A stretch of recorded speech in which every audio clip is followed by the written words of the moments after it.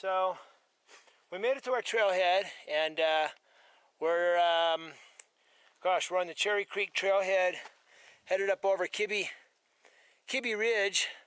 I think the elevation here is around 5,500 feet, with a peak elevation up around 8,500 feet, I think. Right now it is super dry, super hot. No wind, temperature's about 94 degrees, and there's nobody else out here, so that's a good thing. Alright, so we're just cruising along here. I've had to tank up on water a couple of times. It's still just hotter than all get out. It's like 5 o'clock in the evening, and I still got a ways to go, and the temperature's still in the low 90s. I can't believe how hot it's been, so I've just been kind of tugboating and taking in water as much as I can, and pretty isolated out here. When they said it was remote, they were not kidding. Now, there was a fire here at one time. Everything's pretty overgrown. There's no markers out here. Nothing. This is pretty desolate, but this is what I was looking for. There's enough of a trail to follow. For the better part, there's a couple of spots where it's a little sketchy. But so back into the wilderness, closed to motor vehicles, motorized equipment, hang gliders, and bicycles. Wow, really? I'm not allowed to bring my hang glider with me?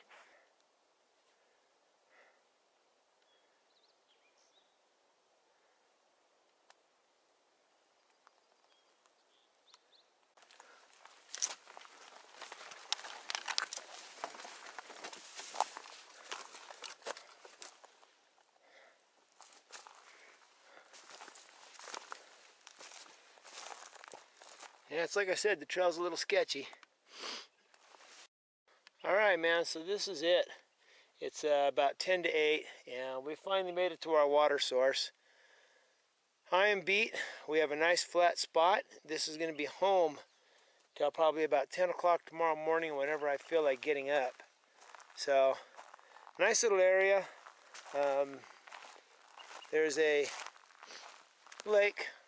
It's kind of overgrown and yucky, but the drainage on it drains out and filters through the rocks, and there's some nice clean runoff over there going off the side of the mountain, so we'll be able to get some nice fresh water that we can filter up.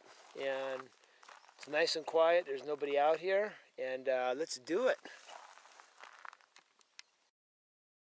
Alright, so it is Tuesday morning, July 11th, and it's about 9:15 in the morning, and we're leaving.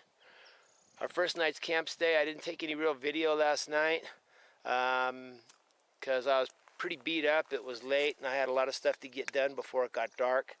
So my lake really wasn't what I wanted it to be. The water was murky at best. So we're just going to get going, and our next destination should be a whole lot more cool. So hang in there. Problem is, I'm not looking for that. I'm looking for the trail.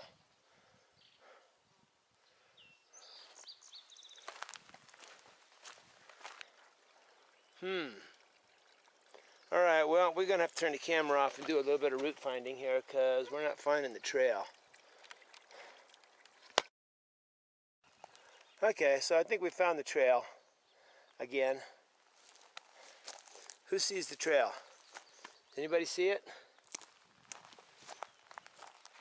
Generally, you can find telltale signs of footprints, but in this case, because this was slightly higher in water in recent days, they were walking on the rocks, so they left no prints.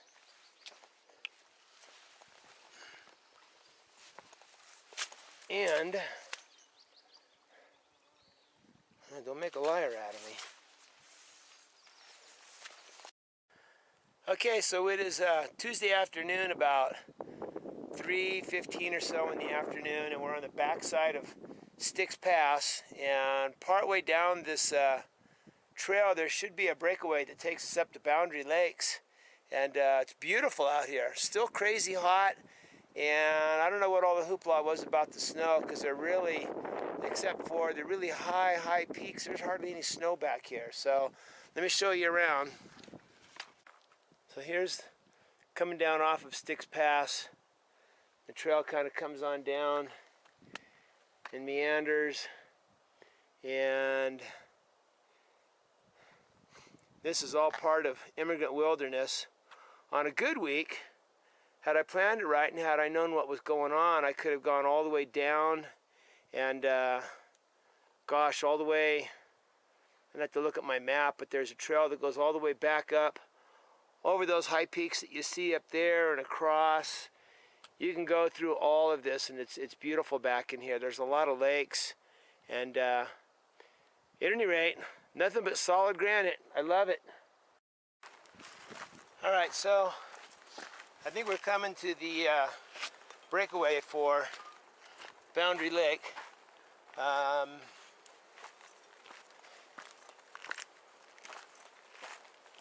Yeah. All right, so here's what we're looking at. So to get down to Lord's Meadow and beyond, back to Huckleberry, the trail goes on down, and I'm only mentioning this because I'll post it on YouTube for anybody else coming back here. About, I don't know, it seems like 2/3 of the way down, well, this far down, I believe that is a trail that will take you on down into Lord's Meadow.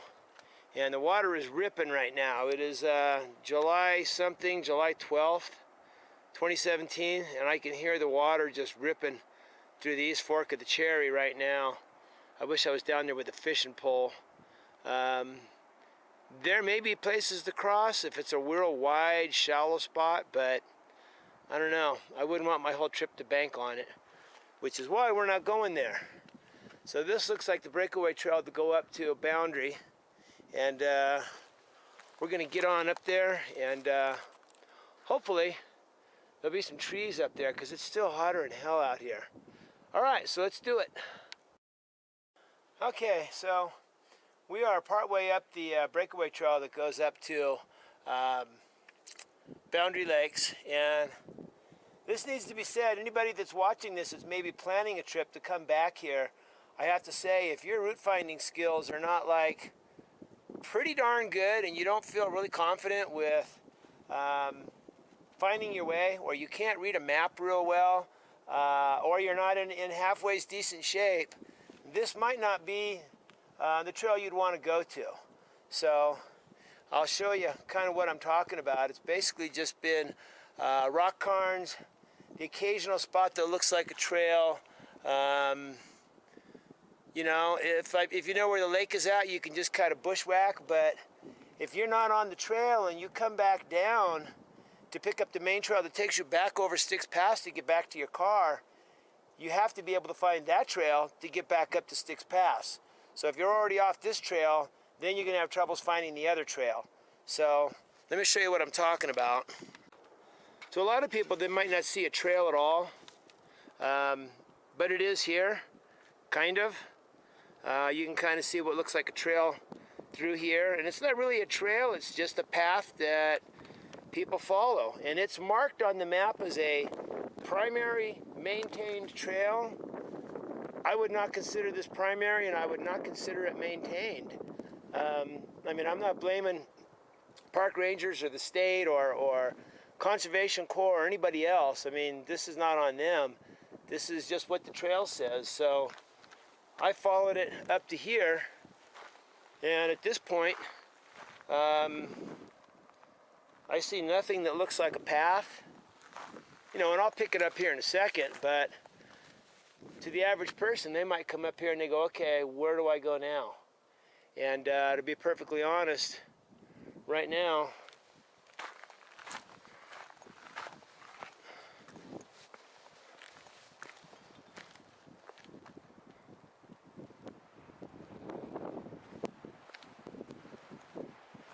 I don't know.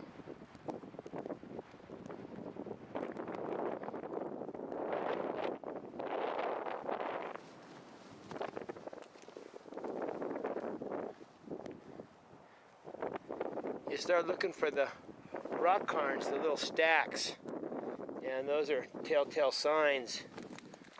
Problem is some people come up here not knowing where they're going, and they start making those rock cairns. Okay, so here's one.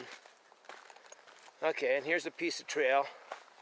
Okay, so see, we've kind of picked up another little 15-foot segment here with one rock cairn that you can't see from over there, you know. There's another one right there. So it's possible that the trail goes up and over those slabs as opposed to over there.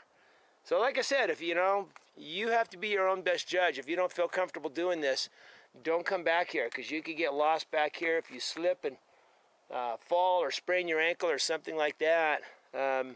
So many people come back here and they, you know, they got their food in their stove and they think everything is grand. They're going to follow the trail because the trail is on the map. And 9 times out of 10, things go fine, you know, until they don't. So, anyways, let's get on up to Boundary Lakes. All right, so we are here at Boundary Lake, and it is pretty awesome.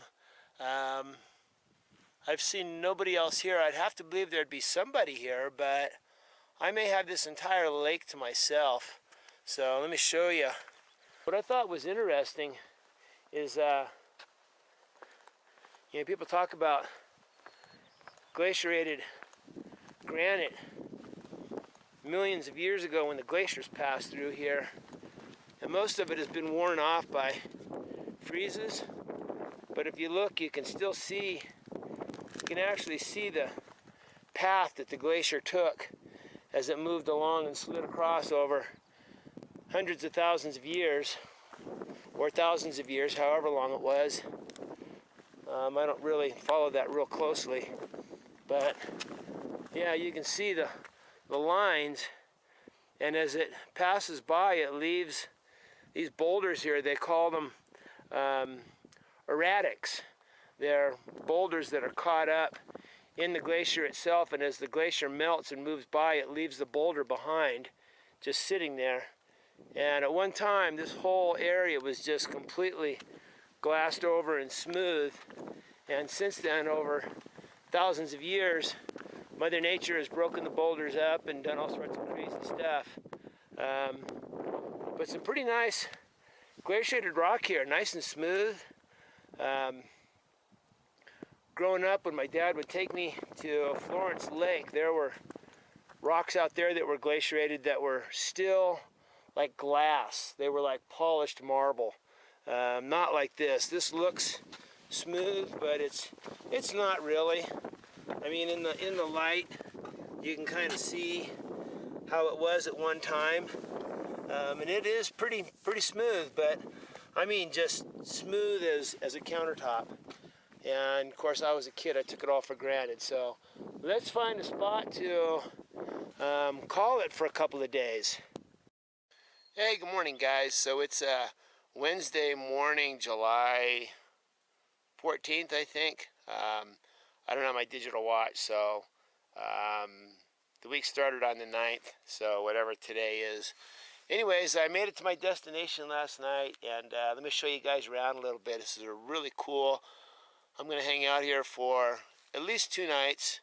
If I don't get completely bored, we'll see. So I got one more glimpse of my mountain lion last night, and he was across the lake. I'll show you where I saw him. No, he didn't come and visit me. I didn't hear him last night, nothing at all. A couple of owls.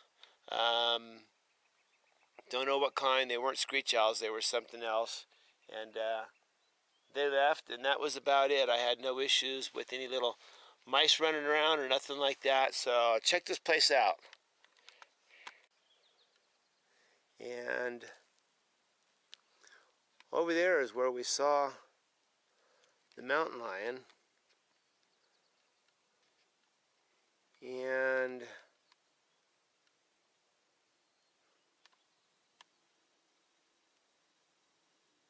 so like I said, the crows were making all sorts of noise.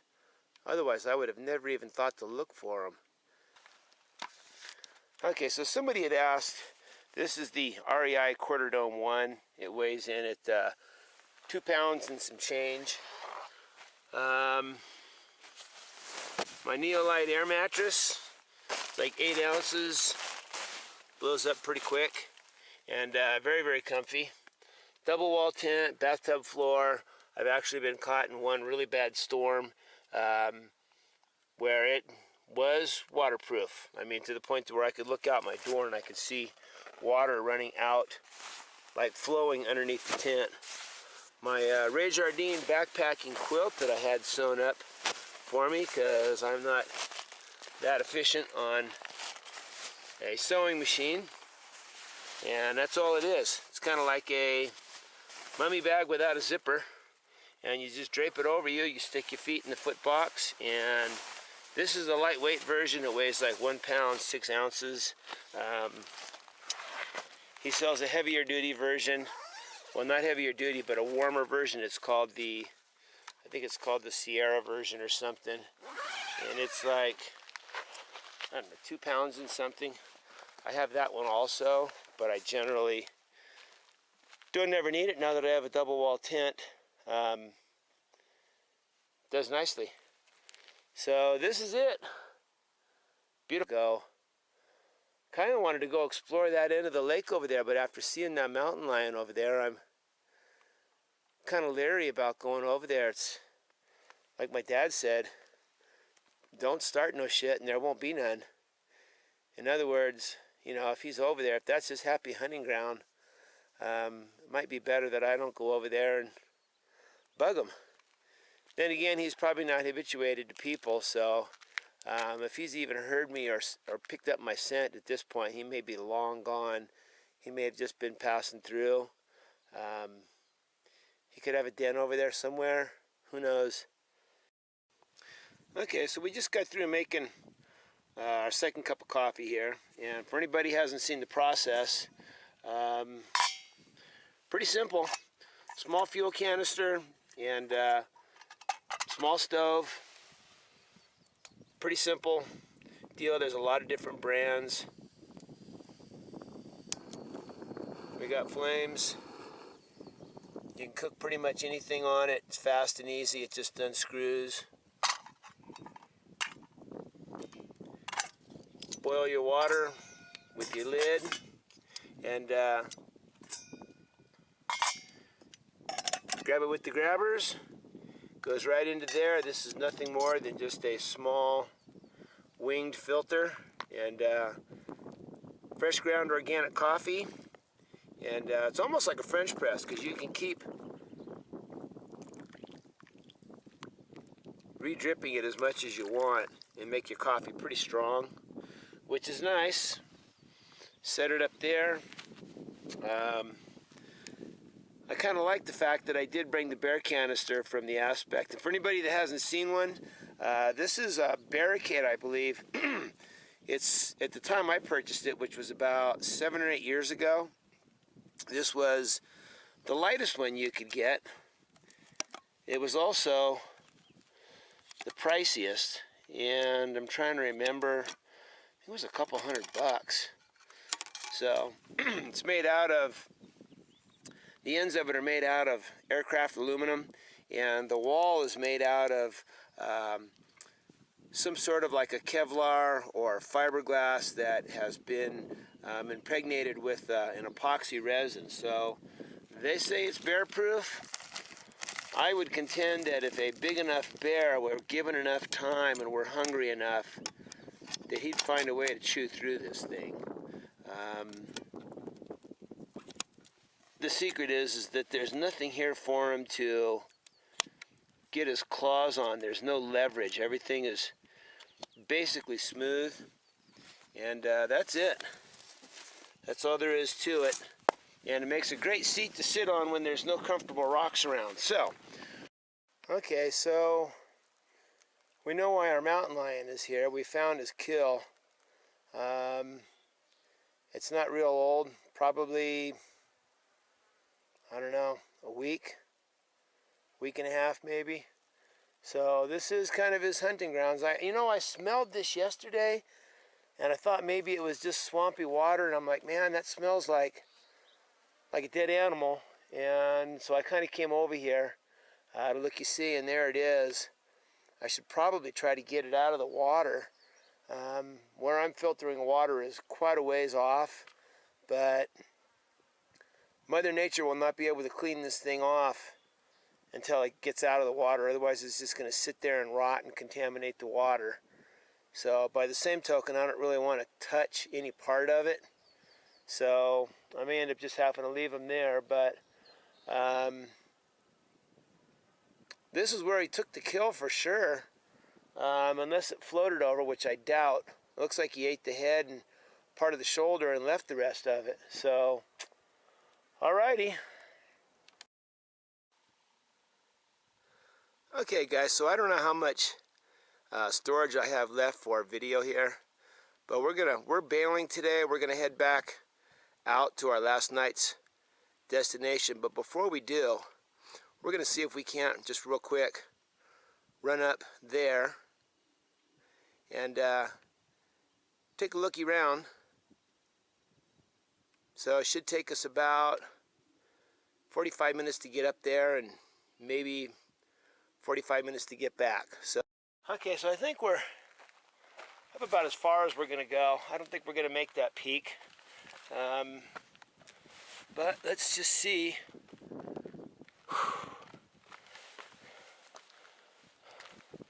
Yeah, it looks kind of steep. Not a place to be tooling around if you're out here by yourself. But let's take a look at the views, see what we see. I know, you're looking at the ground, but I'm saving the best for you. Whoo! Wow.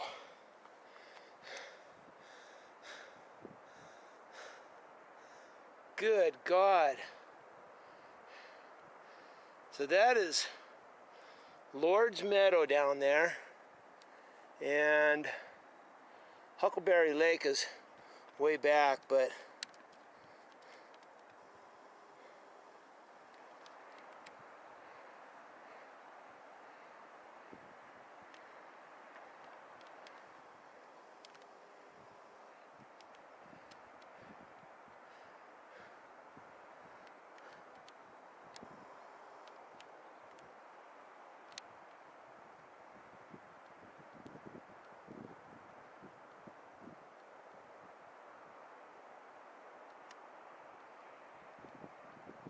trying to not shake here.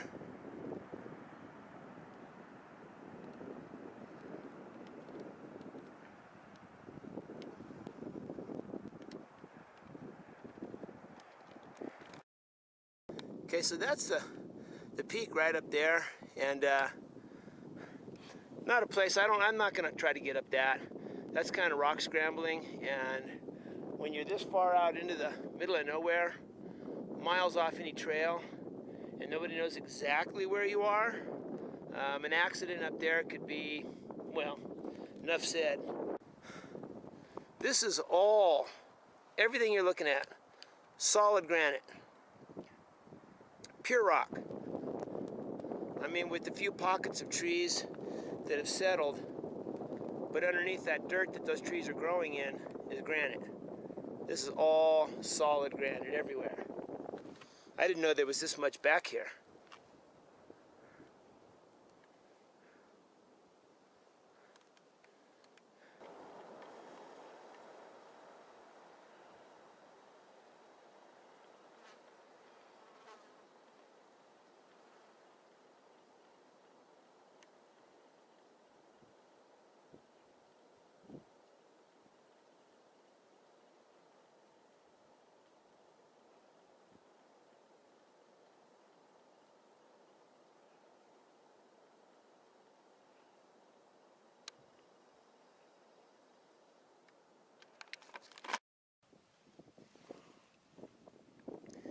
Just a quick look at the way Mother Nature carves away at things.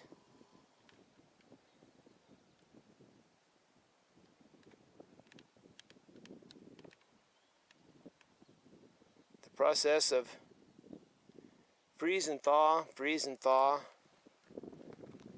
leaves this layered look all over the place, along with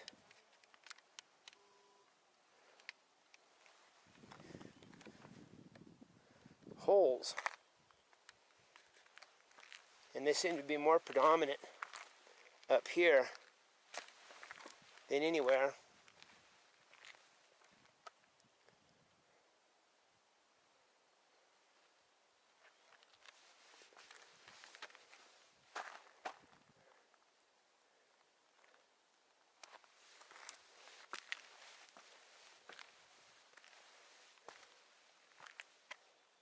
Interesting stuff.